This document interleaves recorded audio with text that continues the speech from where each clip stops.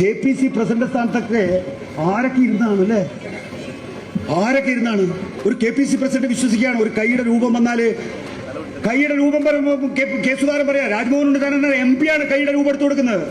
ഒപ്പറയാണ് അതിനുശേഷം എന്റെ കൈ അങ്ങോട്ട് ശരിയാവുന്നില്ല, അത് തളർന്നു പോയ പോലെ ഉണ്ടെന്നാണ്. കാലിന്റെ രൂപം എടുക്കുമ്പോൾ പറയാണ് വലത്തേക്കാൽ മുമ്പോട്ട് നോക്കുമ്പോൾ ഇടത്തേക്കാൽ പിമ്പോട്ട് പോവാണ്. തലയുടെ രൂപം എടുക്കുമ്പോൾ പറയാണ് എന്റെ തല പോകാത്ത ഭാഗ്യം. എടാ സുധാകരൻ, നീയല്ലേ പറഞ്ഞത് നിന്റെ തലയെടുക്കാൻ കേരളത്തിലെ CPM നിന്റെ പിന്നാലെ നടക്കണം. നിന്റെ തലയെടുക്കാൻ നിന്റെ പാർട്ടിക്കാർ തന്നെയാണ് നിന്റെ പിന്നിൽ നടക്കുന്നത്. ഈ കൂടോത്രം തെളിച്ച് കൂടോത്രത്തിന് വിശ്വാസം വന്നു. എനിക്ക് കൂടോത്രത്തിന് വിശ്വാസം വന്നു. കാരണം സുധാകരൻ തന്നെ പറയല്ലേ, സുധാകരന്റെ നാവ് കൊണ്ട് തന്നെ പറയല്ലേ, ഈ കൂടോത്രം പറയിപ്പിച്ചില്ലേ. സുധാകരന്റെ തലയെടുക്കാൻ വേണ്ടി സുധാകരന്റെ പാർട്ടിക്കാർ സുധാകരന്റെ പിന്നാലെ നടക്കുകയാണ് എന്ന്. എന്തൊരു ജാള്യതയാണ്. ഈ പെയിന്റ് അടിച്ച മുട്ടയില്ലേ, പെയിന്റ് അടിച്ച മുട്ട, അത് സുധാകരന്റെ കണ്ണൂരിലെ വീട്ടിലും ഇന്ദിരാഭവനിലെ സുധാകരന്റെ കസേരന്റെ അടിയിൽ മാത്രമല്ല വിമാനം പിടിച്ച് ഡൽഹിയിൽ പോയിരിക്കുകയാണ്. പെയിന്റ് അടിച്ച മുട്ട.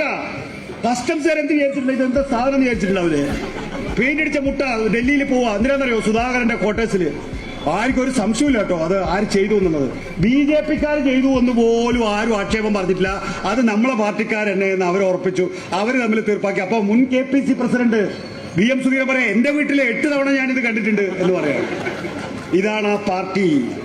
പരസ്പരം കൂട്ടി അഭിസംബോധന ചെയ്യുന്ന സകല വർഗീയ കക്ഷികളെയും ഒരേ കുടക്കീഴിൽ അണിനിരത്തുന്ന മഞ്ഞ പത്രക്കാരെയും നീലപത്രക്കാരെയും ഒപ്പം കൊണ്ട് നടക്കുന്ന വൃത്തികെട്ട വർഗമായി UDFന്റെ നേതൃത്വത്തിലുള്ള ഈ മഹാസഖ്യം മാറി എന്ന് പറയാൻ ജാള്യതയുണ്ട് പ്രിയപ്പെട്ട സുഹൃത്തുക്കളെ.